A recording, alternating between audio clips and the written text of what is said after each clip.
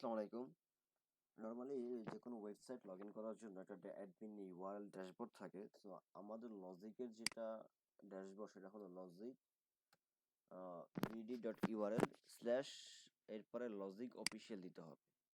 Logic official দিলে আমাদের admin URL show হবে।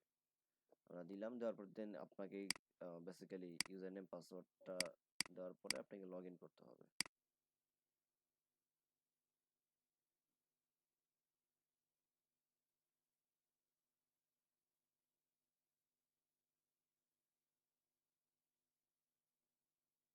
ওকে, সো লগ ইন করার পরে বেসিক্যালি আপনি আমাদের লজিকের যে ব্যাকএন্ডের ড্যাশবোর্ডটা সেটা আপনি দেখতে পারবেন মানে অ্যাকচুয়ালি, এবং বাম পাশে আপনি মেনুগুলো দেখতে পারবেন যে আমাদের কোন কোন মেনুতে কি কি কাজ আছে।